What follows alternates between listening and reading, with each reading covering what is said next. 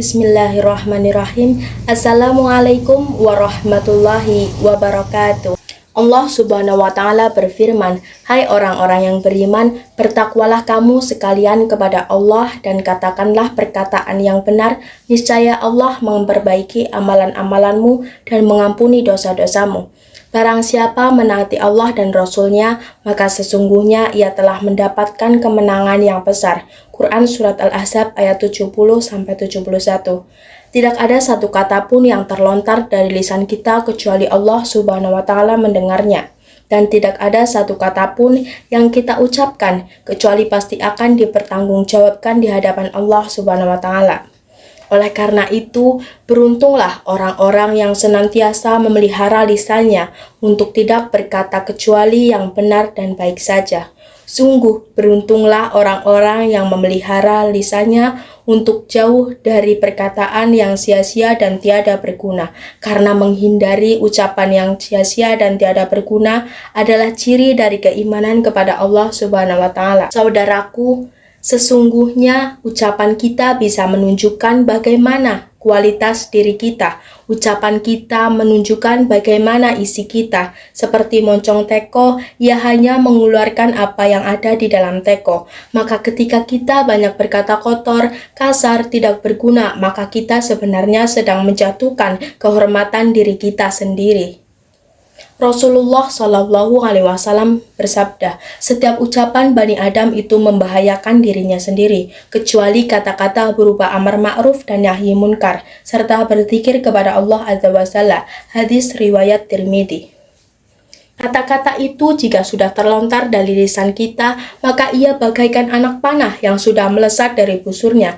Ia tidak bisa ditarik, apalagi jika sudah tertancap, maka jika dicabut pun ia akan meninggalkan bekas. Kata-kata yang tidak terjaga bisa melukai perasaan orang, dan jika itu sudah terjadi, meminta maaf pun tidak bisa menghilangkan bekas lukanya. Bagaikan paku yang sudah tertancap di tembok, ketika paku itu dicabut, maka bekasnya tetap akan tertinggal di sana. Oleh sebab itu, hati-hatilah dengan ucapan kita, hindari celetak-celetuk yang tak karuan, kurangi berbicara yang tidak perlu, karena terlalu banyak berbicara yang tidak perlu akan membuat kita melantur, melebih-lebihkan cerita hingga akhirnya terjebak dalam kubangan dusta. Lebih mengerikan lagi jika kita terseret pada hibah, obrolan-obrolan yang tak terjaga, dibumbui dengan kebohongan yang didramatisir, membicarakan keburukan orang. Sungguh bukan semakin kotorlah hati kita dengan noda-noda dosa. Lisan kita sangat ringan, tidak perlu tenaga yang besar untuk menggerakkannya. Juga tidak perlu biaya yang mahal untuk menggunakannya.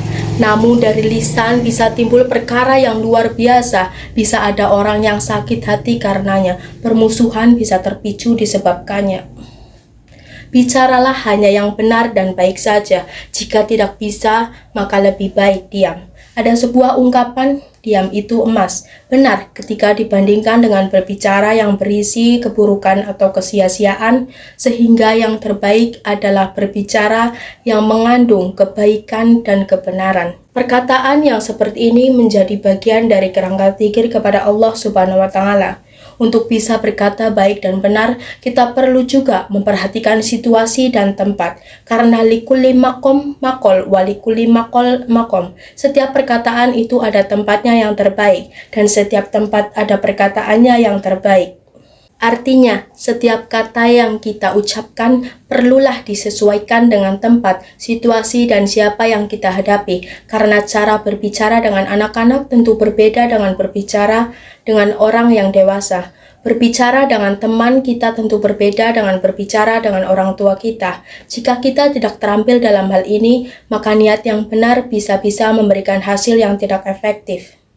Subhanallah, sedemikian agungnya agama kita, bahkan kepada orang kafir sekalipun. Rasulullah Shallallahu Alaihi Wasallam melarang kita berkata-kata buruk kepada mereka. Setelah perang Badar, Rasulullah Shallallahu Alaihi Wasallam sempat bersabda, "Janganlah kamu memaki mereka dari apa yang kamu katakan, dan kamu menyakiti orang-orang yang hidup. Ketahuilah bahwa kekotoran hati itu tercelah."